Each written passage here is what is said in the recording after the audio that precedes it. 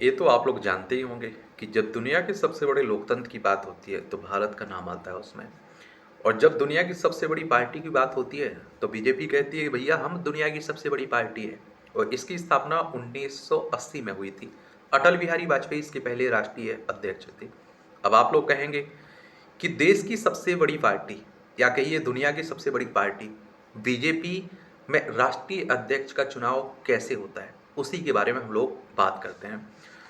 और आप देखते हैं कि भारतीय जनता पार्टी का राष्ट्रीय अध्यक्ष पार्टी की दिशा और नीतियों को तय करने में अहम भूमिका भी निभाता है। तो बीजेपी जो आज देश की सबसे बड़ी और प्रभावशाली राजनीतिक पार्टी मानी जाती है कि नेतृत्व का चयन एक महत्वपूर्ण और जटिल प्रक्रिया है। पार्टी का राष्ट्रीय अध्यक्ष वह शख्स होता है जो पार्टी की दिशा और भविष्य को निर्धारित करता है। हाल ही में बीजेपी अध्यक्ष जेपी नड्डा ने अपने कार्यकाल का विस्तार किया था, क्योंकि पार्टी लोकसभा चुनाव के मद्देनजर स्थिर नेतृत्व बनाए रखने की कोशिश कर रही थी। अब पार्टी राज्य स्तरीय चुनाव के बाद नए अध्यक्ष के चुनाव की तैयारी में है। और इस प्रक्रिया में राष्ट्रीय स्वयंसेवक संघ का भी अहम योगदान होता है। न केवल बीजेपी की विचारधारा का मार्गदर्शन करता है बल्कि अध्यक्ष के चयन में महत्वपूर्ण भूमिका निभाता है। बीजेपी और आरएसएस के बीच यह सामंजस्य संगठनात्मक ताकत और पार्टी के भविष्य को सुनिश्चित करने के लिए बेहद जरूरी है। और वैसे कहा जाता है, देखिए, आरएसएस जिसे चाहती है उसे क्या बना देती है, अध्यक्ष बना देती है। या फिर कहिए कि अभी ऐसा भी कहा जाता है, आरोप लगते रहते हैं कि मोदी जी और अमित शाह जिसे चाहते हैं उसे अध्यक्ष बना देते हैं। जिस तरह से कांग्रेस पर आरोप लगते हैं ना कि राहुल गांधी और सोनिया गांधी जिसे चाहते हैं उसे अध्यक्ष बना देते हैं। आरएसएस की बात करें तो बीजेपी का सहयोगी माना जाता है संगठन से। तो राष्ट्रीय स्वयंसेवक संघ की बात कर रहा हूँ, 27 सितंबर 1925 में इसकी स्थापना हुई थी। हिंदू राष्ट्र हिंदुत्व की बात करता है इस संगठन के बी हेडगेवार इसके फाउंडर थे। नागपुर में इसका हेडक्वार्टर देखने को मिलेगा। तो बीजेपी की राष्ट्रीय अध्यक्ष का चयन प्रक्रिया क्या है? तो भारतीय जनता पार्टी बीजेपी का राष्ट्रीय अध्यक्ष पार्टी की दिशा और नीतियों को तय करने में अहम भूमिका निभाता है। उसका चुनाव एक विशेष प्रक्रिया के तहत होता है जो पार्टी के अंदर से चुनावी कॉलेज के जरिए तय किया जाता है। इस प्रक्रिया में राष्ट्रीय परिषद और राज्य परिषद के सदस्य महत्वपूर्ण भूमिका निभाते हैं। राष्ट्रीय अध्यक्ष का चुनाव कैसे होता है? बीजेपी के राष्ट्रीय अध्यक्ष का चुनाव एक चुनावी कॉलेज द्वारा किया जाता है जिसमें दो प्रमुख समूह होते हैं। राष्ट्रीय परिषद के सदस्य जो सांसद या राज्य परिषद के सदस्य होते हैं। राज्य परिषद के सदस्य जो जिला इकाई के सदस्य, विधायक या पार्टी के सांसद होते हैं। और इस चुनाव में किसी भी सक्रिय सदस्य को राष्ट्रीय अध्यक्ष के रूप में नामित किया जा सकता है, बशर्ते वह कम से कम 15 साल से पार्टी का सदस्य रहा हो। इसके लिए कम से कम 20 सदस्य इस व्यक्ति का प्रस्ताव करेंगे और यह प्रस्ताव कम से कम 5 राज्यों से आना चाहिए जहां राष्ट्रीय परिषद के चुनाव हो चुके हों।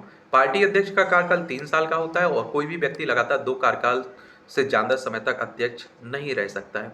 ये संविधान में नहीं लिखा गया है। जो आप देखते हैं कि बीजेपी का अपना डॉक्यूमेंट होगा उसमें ये बात कहेगी। भारत के संविधान में किसी भी पार्टी के अध्यक्ष के बारे में कुछ नहीं कहा गया।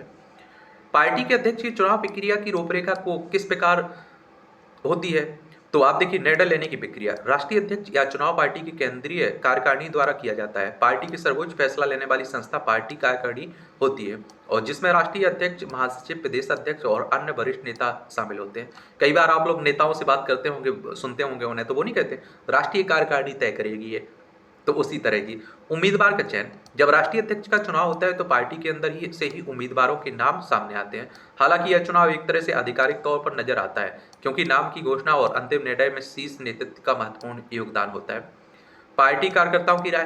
पार्टी के भीतर कार्यकर्ताओं से राय ली जाती है। हालांकि यह प्रक्रिया अधिकतर परामर्श से ही होती है जो पार्टी के शीर्ष नेतृत्व द्वारा दिशा निर्देशित होती है।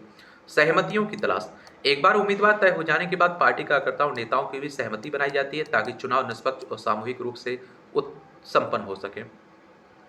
बीजेपी अध्यक्ष का इतिहास भी जान लीजिए। और अब देखिए, जैसे कांग्रेस के मल्लिकार्जुन खड़गे का चुनाव हुआ था तो सब कोई जान रहा था कि मल्लिकार्जुन खड़गे राष्ट्रीय अध्यक्ष बनेंगे। कांग्रेस की स्थापना 1885 में हुई थी। और आप देखिए, अगर आपको लगता है कि अगर तय कर दिया जाए कि ये बनेंगे बीजेपी के अध्यक्ष, जेपी नड्डा बनेंगे, तो कोई दूसरा काट पाएगा उस नाम को? बिल्कुल नहीं काट पाएगा। अगर मोदी जी, अमित शाह ने जो कह दिया तो लगभग वही माना जाता है। ये तो एक प्रक्रिया बता दी गई। फिर कह कैसे पाएंगे कि हमारी पार्टी में लोकतंत्र है? भारतीय जनता पार्टी के अध्यक्ष अटल बिहारी वाजपेयी थे जो पार्टी के संस्थापक भी थे। 1980 में जब बीजेपी का गठन हुआ तब पार्टी ने 1980 के आम चुनाव में सिर्फ 2 सीटें ही जीती थी। इसके बाद पार्टी ने अपनी कार्यकारिणी पर पुनर्विचार किया। 1985 में पार्टी की राष्ट्रीय कार्यकारिणी ने इस एक कैडर आधारित पार्टी बनाने का फैसला लिया। इस बदलाव के बाद पार्टी की जिम्मेदारी लालकृष्ण आडवाणी को दी गई। उन्होंने पार्टी को एक नई दिशा दी और राम जन्मभूमि आंदोलन को पार्टी के आधिकारिक संकल्प में शामिल किया। और राम जन्मभूमि का फायदा भी बीजेपी को मिला। अडानी के नेतृत्व में पार्टी ने 2 कार्यकाल तक सफलता पाई, लेकिन उसके बाद पार्टी के अध्यक्षों का चुनाव आमतौर पर एक ही कार्यकाल के लिए होता था। इनमें मुरली मनोहर जोशी, जाना कृष्णमूर्ति, एम वेंकैया नायडू, बंगारू लक्ष्मण और कोसाभाऊ ठाकरे जैसे नेता भी शामिल थे, जो आरएसएस से जुड़े हुए थे, पार्टी में महत्वपूर्ण पदों पर रहे। इनमें से केवल जोशी और ठाकरे ने अपना पूरा कार्यकाल पूरा किया। ये आप देखते हैं। कैडर आधारित पार्टी क्या है? कैडर आधारित पार्टी में पार्टी की संरचना और सफलता कार्यकर्ताओं कैडरों पर निर्भर करती है। इस प्रकार की पार्टी में सदस्य अनुशासन पार्टी का विचारधारा का पालन करते हैं।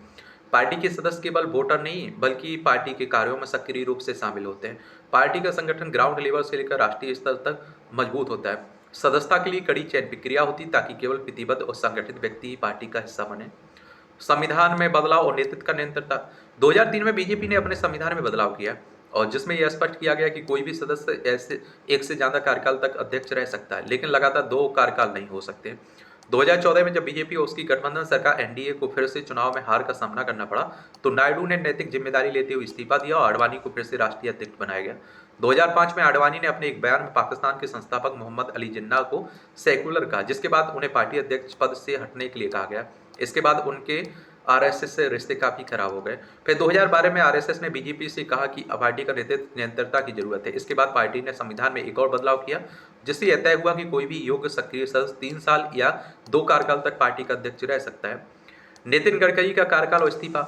नितिन गडकरी ने पार्टी अध्यक्ष के रूप में अपनी पहली सफलता 2009 के चुनाव में पार्टी की स्थिति को सुधारने के बाद हासिल की। हालांकि उनके कार्यकाल के दौरान कुछ विवाद उत्पन्न हुए, जिनमें आयकर विभाग की जांच शामिल थी। इसके कारण उन्हें अचानक 2013 में अध्यक्ष पद से इस्तीफा देना पड़ा और उनकी जगह राजनाथ सिंह को पार्टी का अध्यक्ष बनाया गया। अमित शाह का नेतृत्व। 2014 के लोकसभा चुनाव में बीजेपी ने भारी जीत दर्ज की, नरेंद्र मोदी को प्रधानमंत्री के रूप में जीत दिलाई।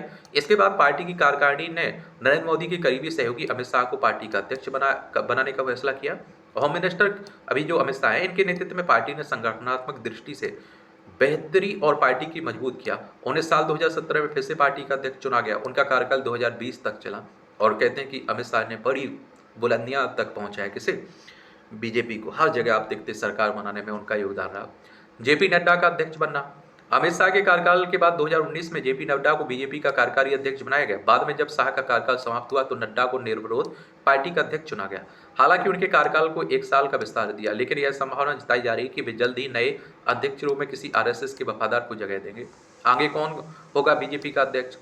तो जेपी नड्डा के कार्यकाल के बाद पार्टी में नए अध्यक्ष के रूप में संभावित नाम सामने आए, जिनमें आप देखते हैं केंद्रीय मंत्री शिवराज सिंह चौहान, धर्मेंद्र प्रधान, भूपेंद्र यादव प्रमुख है। इन नेताओं में से कोई एक व्यक्ति अगले राष्ट्रीय अध्यक्ष के रूप में सामने आ सकता है, जो आरएसएस के नजदीकी और मोदी शाह के समर्थन से पार्टी का नेतृत्व करेगा। और राष्ट्रीय स्वयंसेवक संघ का प्रभाव। इस सवाल के जवाब में पटना यूनिवर्सिटी में पॉलिटिकल साइंस के प्रोफेसर आनंद पाठक ने बताया कि आरएसएस का बीजेपी में प्रभाव और भूमिका हमेशा चर्चा का विषय रही है। भारतीय राजनीति में आरएसएस और बीजेपी के रिश्ते को समझना बेहद जरूरी है, क्योंकि बीजेपी की स्थापना के समय से ही आरएसएस का पार्टी के भीतर असर था। आरएसएस ने बीजेपी को अपने संगठनात्मक कौशल, दिशा निर्देश और संरचना से मार्गदर्शन किया है। आरएसएस का संगठनात्मक योगदान। आरएसएस का बीजेपी के राष्ट्रीय अध्यक्ष के चुनाव में बहुत गहरा असर रहता है। बीजेपी के संगठनात्मक ढांचे में आरएसएस का गहरा असर देखा जा सकता है, क्योंकि अधिकांश प्रमुख पदों पर आरएसएस के स्वयंसेवक रहते हैं। यह कहना गलत नहीं होगा कि आरएसएस पार्टी के आंतरिक फैसलों में अहम भूमिका निभाता है। आरएसएस की कार्यशैली और संगठनात्मक कौशल पार्टी के अध्यक्ष के चुनाव में अहम भूमिका निभाते हैं। नामांकन और चुनाव में आरएसएस की भूमिका। जब राष्ट्रीय अध्यक्ष का चुनाव होता है तो आरएसएस के वरिष्ठ नेताओं से सलाह मशवरा किया जाता है। पार्टी के वरिष्ठ नेता जैसे प्रधानमंत्री मोदी, गृह मंत्री अमित शाह और आरएसएस के प्रमुख इस मामले में एक दूसरे के साथ सामंजस्य बनाते हैं। यह प्रक्रिया बिल्कुल एक संगठनात्मक चुनाव के जैसे होती है, जिसमें आरएसएस के मार्गदर्शन में पार्टी कार्यकर्ताओं के बीच सहमति बनाई जाती है।